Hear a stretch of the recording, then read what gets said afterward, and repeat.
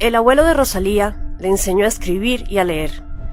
No contaba con estudio alguno, nunca leyó un libro, excepto las revistas con figuras o Martín Fierro, poema épico y gauchesco que se transformó en una de las obras emblemáticas de Argentina, ineludible para los estudiantes. Carecía de ciertos elementos indispensables para el eficaz razonamiento. No tenía tampoco noción de la orientación. No sabía dónde era el norte o el sur, o el este o el oeste, aunque sabía de su existencia. No salía de su casa más que para lo indispensable, ya que se podía perder. En una experiencia narrada por ella menciona: un día estuve todo el día perdida. Salí a las 8 de la mañana y recién pude regresar a las 8 de la noche. Desde que Rosalía tenía 4 años de edad, su madre padecía graves problemas de salud. La familia siempre estuvo en la disyuntiva con quién dejar a la niña si su madre llegaba a fallecer, ya que no habían familiares que se pudieran hacer cargo de ella. Su abuelo había decidido entonces cuidar a la pequeña al enterarse de la situación. El abuelo había contraído nupcias y la señora, según contaba su abuelo, era alemana, entre comillas. Pero cuando fueron al registro civil a firmar, se entera de que era judía. Vaya detalle. Por lo que no estaba de acuerdo en tener a Rosalía hasta la operación de su madre. El abuelo vivía en Funes, ciudad de la provincia de Santa Fe, pero trabajaba en Pergamino, provincia ubicada en el interior de Buenos Aires, en el ferrocarril. Vivía en un vagón. A cualquiera en semejante situación, solo le quedan 2 opciones: suicidarse o nunca más regresar. O sea que solo podía estar en casa los sábados en la tarde y regresaba los domingos en la tarde, por lo cual Rosalía se quedaba sola con su abuelastra. Estos recuerdos a Rosalía no le causaban ninguna alegría. Ella le decía abuelita, entre comillas, a la esposa de su abuelo, para ver si le enternecía. Con sus escasos 4 años y sin entender nada de nada. Pero apenas su madre dio la vuelta y la dejó en esa casa, empezaron las reglas. Rosalía debía lavarse en una tina. En ese entonces se usaba la batea y la tina de madera. Era como medio barril, con sunchos. Lo ponía sobre un banquito, la tabla de lavar la ropa y manos a la obra. Después le rasuró todo el cráneo, dejándola sin nada de cabello, pues ni loca la peinaría, decía ella, y la encerró en el gallinero para que fuese su lugar de estadía, amenazándola si llegaba a salirse o tan solo osara abrir la puerta. Los fines de semana, cuando venía el tranquilo de su abuelo, le preguntaba si estaba contenta con la abuelita, a lo que Rosalía respondía que sí, preguntándole después a ella qué tal se portaba la nena, haciéndose el desentendido de todo. A todo esto, llega un tío de Buenos Aires, con una máquina fotográfica, como si fuese un deportista, colgada de su cuello, y decía que estaba de paseo.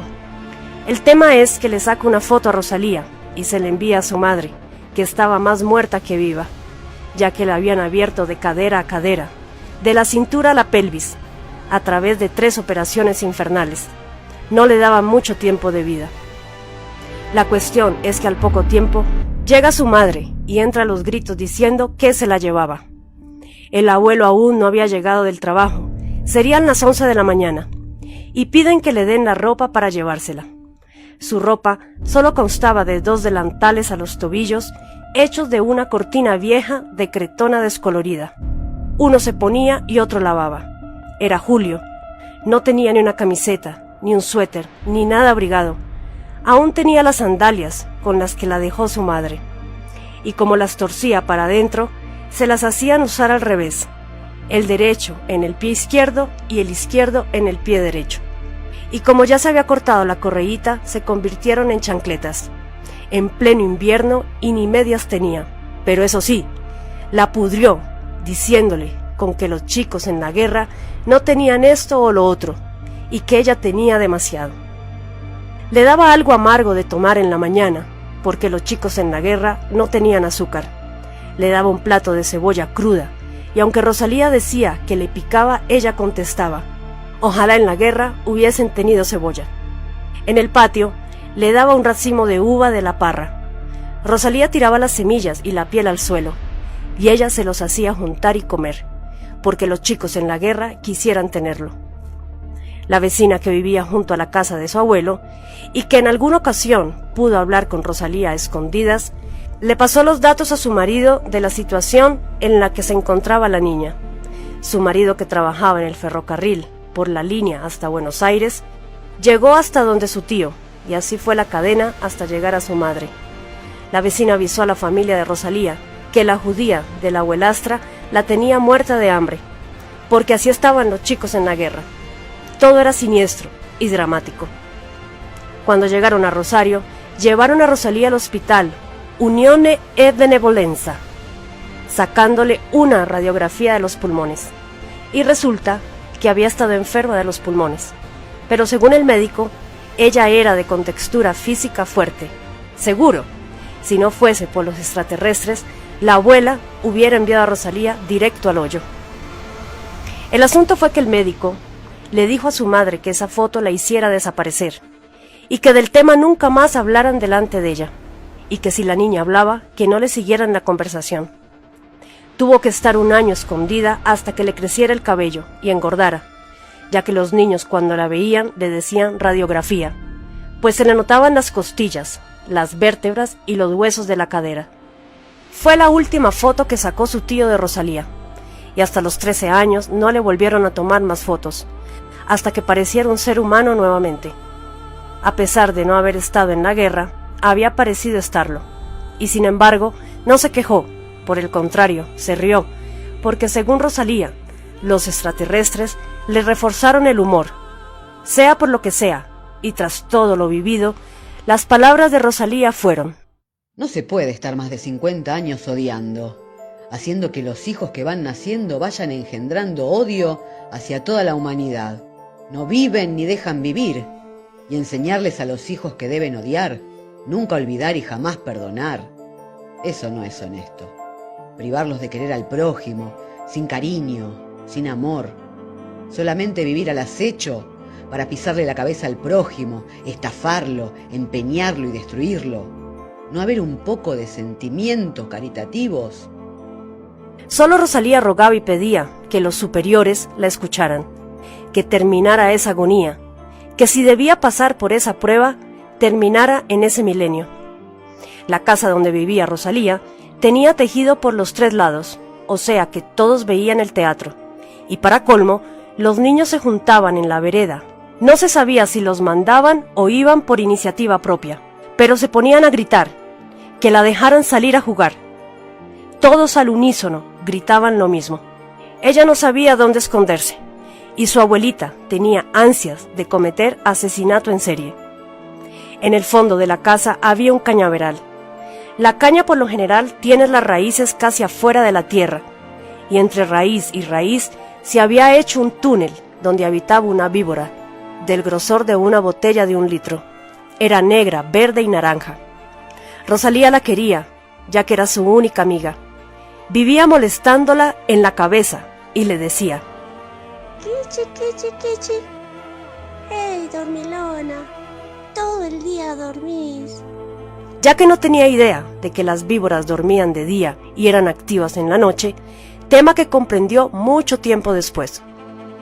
La víbora empezaba a correrse y la mareaba, esos colores negro, verde y naranja, de escamitas imperceptibles. Al tocarla y acariciarla, la hacía estremecer, pero no de miedo, parecía que le corría una electricidad, pero era dócil y se dejaba acariciar. Rosalía definitivamente la quería.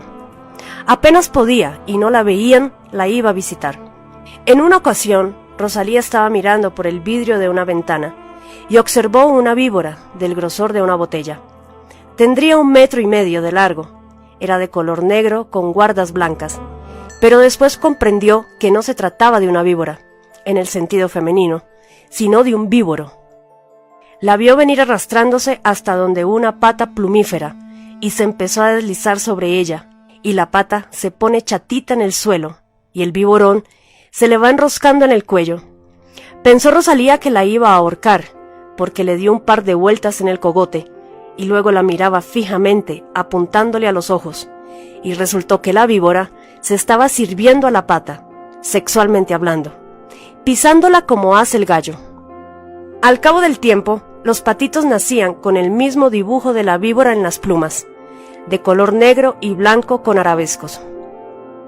El tema le había causado estupor, pero Rosalía siempre les tuvo un cariño especial a las víboras, por lo cual jugaba con muchas de ellas en el gallinero donde su abuela la mantenía encerrada. En otra oportunidad, fue hasta el gallinero el hijo de 18 años de una amiga de su abuela. Rosalía se encontraba jugando y en su inocencia quiere enseñarle su nueva mascota. El joven, al ver la víbora, se pone a gritar y alerta a Ana, la abuela. De inmediato llegan todos con palos de escoba y revientan a golpes al pobre animal. Rosalía queda muda de indignación y su angustia no tenía límite. ¿Qué podía importar lo que sintiera ella, una nena de escasos 6 años? Todos la espiaban, todos la acusaban, pero ella, en su corta edad, tenía más sentimientos y era más humanitaria que los 3 juntos. La amargura del suceso no se la pudo sacar en años. Todos los días, la pequeña se arrodillaba junto a esas vértebras a llorar para pedirle a su querida víbora que la perdonara. Lo único que Rosalía sabía es que le habían hecho vivir cada mes, que parecían años, todo un infierno. No entendía cómo alguien podía soportar tanto. Era un cuento de nunca acabar. Su vida, cada secuencia de la misma, tenía tantos laberintos, que aunque haya tomado atajos, era todavía todo muy complejo. Y en cada laberinto, un sinfín de calamidades. Tuvo que pasar por todo, y esas crueles experiencias son las que le dan vida a este relato. Sin poder retroceder lo ya andado. Esta era su forma de comunicarse, mediante este relato. No culpaba a nadie por el desarrollo de los acontecimientos. Debía ser así, estaba escrito así, pero aún seguía sin entender nada de lo que pasaba. Le habían hecho tantas y tantas que muy seguido pensaba. ¿Tanto mal hice en esta vida? Y enseguida respondía. No, debió ser en otra, porque en esta no tuve tiempo. Si todo ya estaba diagramado, escrito para que así fuese, que debemos hacernos cargo del karma que otros no quieren asumir, y cómo el tiempo se agota para que los demás asuman ese karma. ¿Debía hacerlo entonces Rosalía para acelerar ese proceso? Los extras responden. Este mundo deberá terminar para que comience otro mundo nuevo. Se hará una limpieza total. No habrá más corrupción. Se eliminará todo lo negativo. Un mundo que se ajustará al que nos merecemos y no al que pretenden imponernos a la fuerza. Se eliminará la lacra que está contaminando este mundo, o mejor dicho, que ya lo contaminó. Lo único seguro es que nada estaba siendo inventado. Su vida tenía un plan, y los extraterrestres estaban dirigiendo ese plan. Y para el lector que no esté de acuerdo, estas fueron sus palabras.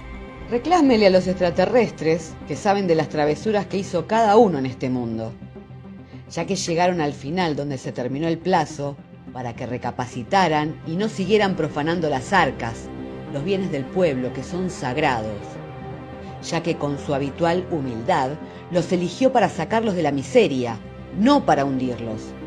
Ahora ya es tarde. El peor error que cometieron es haber creído que se podían manejar al libre albedrío con el esfuerzo del pueblo. Ahora no tendrán dónde esconderse y deberán rendir los hechos miserables de sus vidas, por egoístas, malintencionados, hipócritas, sepulcros blancos por fuera. Tenía Rosalía 7 años cuando el médico frente a ella desahució a su madre. Aunque no quiso decir el médico cuánto le quedaba de vida, su madre insistía llorando para saber qué hacer con su hija. Tanto insistió que al final el médico cedió debido a la amistad de años que les unía. Sus hermanos nunca supieron. Rosalía jamás les dijo. Se aferraba a su madre como a una tabla de salvación. El terror invadía a la niña, que por miedo de dejar sola a su madre, dejó de ir a la escuela. Temía que algo le sucediera cuando ella no estuviese. No valieron los intentos de los maestros de ir a buscarla para que regresara a sus estudios, ya que era muy buena alumna. Y así fue pasando el tiempo. La pequeña Rosalía ya contaba con 12 años y se había pegado el estirón. Medía unos 56 metros. Su madre soñaba con casarla muy joven. Le enseñó a maquillarse, a usar zapatos de tacón alto, y los pretendientes fueron asomando. La niña, por supuesto, no entendía nada, por lo cual escapaba despavorida. Hasta que llegó el día donde su primer pretendiente, un técnico chileno que estaba poniendo en marcha la acería Hacendar, fue a pedir su mano en casamiento y su madre aceptó. Obviamente no era el destino de Rosalía, ya que su madre falleció a los 7 meses, a los 39 años de edad, luego del casamiento de su hija el 24 de noviembre de 1945, a sus 15 años de edad. Al final, la casó con el mismo que fue su marido. El 28 de octubre del año siguiente nació su hijo. Su madre le enseñó las artes del hogar, cocinar, limpiar, oficio que hacía gustosa, pues lo que menos deseaba era que su madre trabajara y se esforzara. Rosalía no fue al colegio, pero sí aprendió el corte, la confección y el bordado a máquina. Tenía todo tan fresco en su memoria como si hubiese pasado ayer.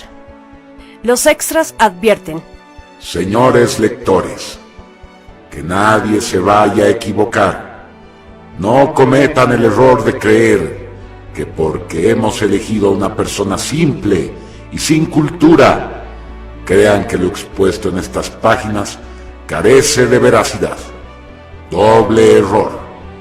Justamente no fue por error, sino para que tenga la credulidad y veracidad que debe tener para su fácil entendimiento y digestión para el común de la gente, sin frases rebuscadas.